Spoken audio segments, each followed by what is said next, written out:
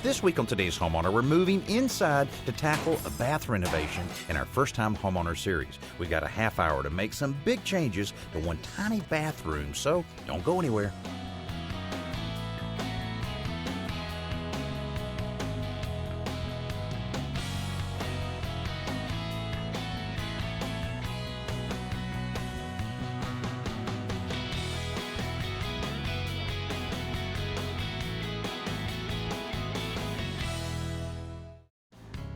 Several months ago, my oldest daughter, Chelsea, became a first-time homeowner.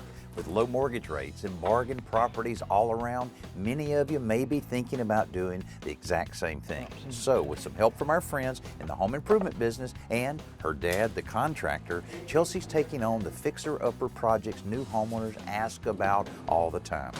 We've just completed a low-maintenance makeover for the exterior of her little cottage, and now we're about to tackle the lone bathroom. The house is over 70 years old, and the bathroom isn't all original, but it sure isn't up to date either. Chelsea made a few minor cosmetic changes a few months ago before she moved in, but this will be a complete renovation of this tiny room, so we're making preparations to make a real mess. Hey, we actually started this bathroom renovation a couple weeks ago when we were doing the exterior facelift to Chelsea's house. That's where we removed this existing window and replaced it with a vinyl insulated window from Geldwin. This will still allow plenty of natural light in there, but it'll eliminate this problematic window that I've seen in so many bathrooms. Every time I pull a window out like this that's positioned in a shower, we always find a lot of water damage right below it. We repaired all of that and we're ready to move forward. Now, the window was there, of course, to provide a little ventilation in a bathroom, something that's very important, but obviously not enough ventilation because even though she painted the ceiling just a few months ago when she moved in, it didn't prevent all of the mold and mildew from growing, so that's an issue we'll have to deal with in just a little bit. But right now, we're ready to move forward with the demolition. We're going to remove all of the walls and the floor, and I've done this a lot in bathrooms this age, and you never know what you're going to find. I don't know if I've ever seen that before. Even if you're not extremely handy, and then I'll give you the pigtail that goes to it. Don't even know what that means. Doing the demolition yourself is a great way to save money on a bath renovation. Look at that, I'm a pro. Pretty good, yeah.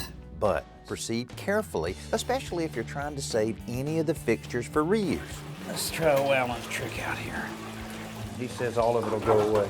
Huh. Pretty much does. Bathroom demolition isn't always a real pleasant task. Go get your little cup and scoop out the rest. Ew. I'm kidding. Oh, that's gross, that's gross. But it does give you a better understanding of how things work in your home. Pretty cool, huh? Okay, we'll go with that. Once you've made sure you won't damage any plumbing within the walls, you can be a little more ruthless with the things you don't want to save. Like this old cast iron tub. Yeah, there we go. That's too large and too heavy to get out of the room in one piece. Eventually, the bath is gutted down to the studs. Now there are dozens of decisions to be made. For example, the folks at Geldwin Windows and Doors have offered to update all of the home's interior doors, so Chelsea is meeting with her field rep, Blake, to work out the details. We'll go through the brochure right now and decide what type of style you're looking to do, all right? Once they settle on a door style, Blake takes the measurements of each opening using his system that optically digitizes an exact 3D measurement for each opening. So the new door can be precisely machined to account for any imperfection in the door frame. This system, called the Perfect Fit, for obvious reasons, is available through select Home Depot stores. So until Blake returns in a few weeks to install her new doors, Chelsea has time to make some other selections, like a bath vent fan to eliminate that mildew problem we looked at earlier. Do you know the size of your bathroom? I think it's 5 feet by 6 feet. Okay. So all right, that's a 30 fairly square feet. small bathroom, Yeah. but it's always good to get a nice bath fan Two things you want to remember: air movement and sound level. The higher the number in the air movement, the better bath fan you get in. The lower the number on the sound level, it won't sound as loud. This new-tone fan that Chelsea selected is not only silent and sized properly, it also includes a light and a night light, which is a big advantage in a small bathroom. In a case like this where all of the studs and joists are exposed, Joe will simply connect the wiring to the housing and mount it in the ceiling. The fan motor and trim will be added after the drywall work is done. Connecting this flexible metal duct is a very important element. Without the duct routed to an outside vent, you're simply moving moisture from the bathroom right on up into the attic. Now, while we have the guys from my crew here, I'm trying to convince Chelsea to add a closet to the small office next to her living room. All right, I know you're skeptical as to how we can get a closet in here, but if we can, it'll be a legitimate third bedroom. Yeah, but I don't need a closet in my office. Well, I know it's going to be your office, but still, if you have a closet, you can arrange it with shelving or anything like that. It doesn't have to have a closet rod in it, but for future resale, it would be great. I thought about putting it over here, but that would really, I mean, it's a small room, I realize. But you know, I thought about another way here, that we could put a small closet, you know, you wouldn't want to do it just on one side and it'd be lopsided. Right. While I keep selling Chelsea on my idea, why don't you see what Joe has on tap for this week's Simple Solution? If your washing machine seems to take forever to fill with water, here's the reason why. If you disconnect the hoses on the back side, you'll see that there are small filters inside each of the hot and cold water fill. And those filters are designed to keep sediments such as sand, dirt, and minerals from passing through into the machine. So what you need to do at least 2 or 3 times a year is clean out the filters. And here's an easy way to do that. Take a plant mister filled with water and hold a cup underneath it just to catch some of the water and dirt, and just spray right in there. And you'll see the dirt comes right out. See that? And then what I like to do, that most of the dirt comes out just with that, what I like to do is come back with a small acid brush and just scrub it a little bit just to get any stubborn bits of dirt and sand out, and then spray it one more time. And of course, you need to do this on both the cold and the hot. And again, if you do this a couple times a year, you keep the filters clean and the water will be flowing freely. I finally convinced Chelsea to add a pair of small closets to the little room off of her living room. She wants to use it as an office, but the closets will qualify as a legitimate bedroom at resale time. When it comes time to sell, it'll be perfect. 3 bedrooms, perfect. You good with it? Okay, sounds good. Let's do it. Once Joe and I work out the details for the layout, it's back to work on the bathroom. Boy, I'm checking to make sure everything's ready here in the bathroom for our plumber, who will be out here in just a couple hours to install the new tub and tub surround. Now you can see we installed insulation in the exterior wall to make things a little more energy efficient, but while the walls were open, we also installed insulation on the 2 interior walls for soundproofing. Always a good idea in a bathroom, kitchen, or even a laundry room. Now we've also installed the vent light unit that Chelsea picked out, so that's ready to go. And all of the plumbing for the plumbing valve and shower head are in place as well. So now the challenge is to bring a tub and a tub surround in this small bathroom that has a pretty small door. My friend Ed Del Grande is a master plumber who spends a lot of time educating people about plumbing solutions for their homes. We caught up with him at a trade show where he was demonstrating a tub and shower enclosure from Sterling Plumbing that may just be the solution to our problem. Okay, now with a tub enclosure, just picture this large shower enclosure with a wall in front, because basically that's a bathtub. So it would work the same way as this big shower stall. So you'd get your tub, bring that in first, put that down, level it. There's some special instructions you have to follow for all bathtubs to make sure you don't get squeaking on the floors and make sure you get dirt to the wall. And then the walls itself can come and lock into the tub unit, and then that snaps into place. Remember, no caulking at all are needed with any of these Sterling Vicryl walls. Once you get the wall up there, you can see that you do have holes already pre-drilled, or if they're not pre-drilled, they have dimples for you that you can just drill right into the studs, hit every stud. If that's screwed into place, you'd bring your sheetrock down, and then you can finish off the top with tile or paint. Either way, with these walls inside, you will have some nice storage shelves, and you will have the grab bars already installed. In our case, getting the tub in is easy enough, and once it's leveled and secured to the studs, we're ready for the surround, which comes in 3 separate pieces. First, the back wall is snapped in and screwed to the studs like Ed described. Then the side walls are added and secured. One wall has to be modified for the faucet, of course, but once that's done, we're ready for the drywall. This purple rock is ideal for bathrooms because it's both moisture resistant and mold resistant. The new vanity for the bathroom is from Marilat Cabinets and features soft action closing drawers. The wall cabinet is from the same Marilat collection called Avenue 5 Maple. Meanwhile, Chelsea's new interior doors have arrived and Blake, the Geldwin rep, is back to install them. This perfect fit system really works because each door is custom fit to the opening. They go in quickly and easily with minimum adjustments. The next big arrival for the bathroom is the quartz countertop. It's called Flaxen Fesco from DeNova and it's just one piece. The porcelain sink mounts underneath it to leave a flat, rim-free surface on top. Joe, our flooring guy, gets the room next, and because the space is so small and requires so many cuts, his layout will be very crucial. The tiles Chelsea chose from Shaw Floors are 13 by 13 inch porcelain, and that was a good call because a larger tile might have looked a little awkward in this small space.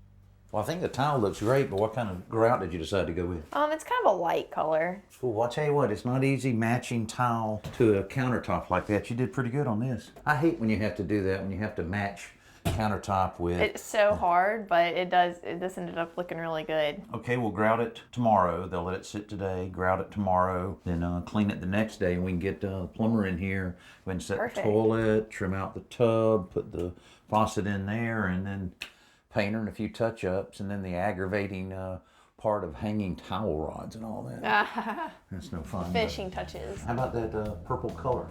I think I might change the color a little bit. Now, you know, a whole bathroom renovation isn't something that you can bang out in one weekend, but if you are looking for a great weekend project that's going to help transform the look of a room, you might want to consider installing a laminate floor. Now, not all laminate flooring is created equal, and I'm standing right here in front of the Pergo XP line. Now, why they call this XP is because of the extreme performance that you get in this line. Now, what does that mean? How does that translate? Well, in the manufacturing of this, they have what they call PermaMax, and that offers you 30% more resistance to scratch from your pets, also stains from, say, food or wine, and it's gonna hold up a lot longer. If you install this in your home, you get a limited lifetime warranty. If you install this in a commercial application, you get a limited 5-year warranty. Now look at this. This is what I like about it so much is that it's very easy to install, and look, you've got the underlayment attached here, so you don't have to put anything down first, plus it's gonna create a sound barrier to reduce the amount of sound when you walk across it. And of course, look at all the options you have. This could go with any decor in your house. My daughter Chelsea is a first-time homeowner, and we're getting close to wrapping up a major bath renovation in her new home. Oh my gosh, it's not even putting a dent in it. The tile setters returned the day after they laid the floor to grout it. Then it was time to add a little color to the walls. Michael is a professional painter that works for my construction company, so getting him involved will really keep this project moving along quickly. Now, while he's busy giving the bathroom a more finished look, Chelsea is busy adding the finishing touches to her new interior doors with new lock hardware from the folks at Schlage. By shopping online in their decorative collection, she was able to put together the hardware and finish she needed to achieve the vintage look she wanted for these craftsman-style doors.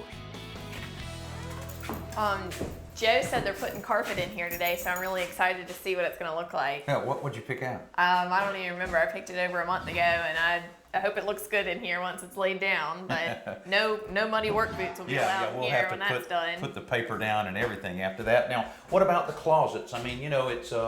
They look like they've been here all along. Yeah, I love the doors and everything. Yeah. It kind of ties it into the rest of the house. And what we did is we put... went ahead and put the hanger in here. Yeah. And or the rod, so you can you know, have some extra storage. And then on this one, we put two. A lot of times we won't put the shelves on, but we put this at 7, this at 3.5, so that you can have more storage. But if you're going to use it as an office and you don't need the storage, you can still use the shelves and so forth for all of that. So so what do you think? Oh, I can't wait. I mean, it doesn't make it feel too... No, it doesn't seem any smaller at all. What about your desk? What are you thinking about your desk? I'll probably put a desk. I'm gonna put a tree right out that window, and then put a desk there and kind of make it a focal point. That's cool. That's cool. All right, well, they're gonna be putting the pad down and carpet pretty soon. I know, I'm gonna write my name on the floor, so if next time someone pulls up the carpet, they'll see a little note from me. All right, pretty cool. All right. The first chore to installing carpet is nailing down the tack strip around the perimeter of the room.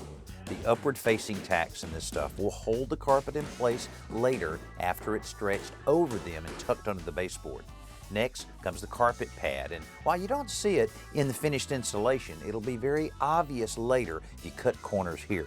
A firm pad will keep the carpet from showing wear paths and indentations from furniture legs. Some will have a moisture barrier to keep stains from soaking into the pad, which can be a really big advantage if you have children or pets, or you're just clumsy. The carpet from Shaw Floors is made from a nylon fiber in a pattern style. This light color should keep Chelsea's office nice and bright.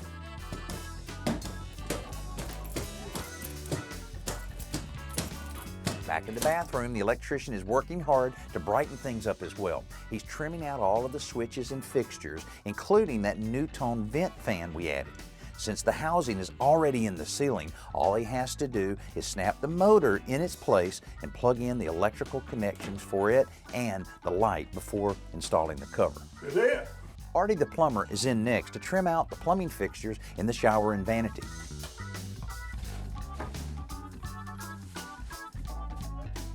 He's also installing this toilet that the folks at Kohler provided.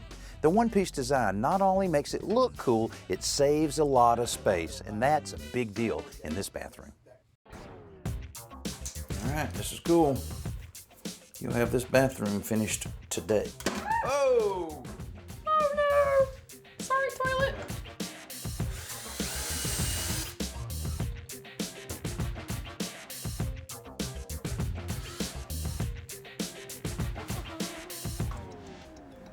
So it's 8 3/4. What's half of 8 3/4? 4 3/8. Let's see how we want to get this thing in here. We can center it between the cabinet and the wall, center it on the faucet, or center it on the light fixture. It's perfect timing, Mommy. Oh boy. Maybe this plant too. Let's try it.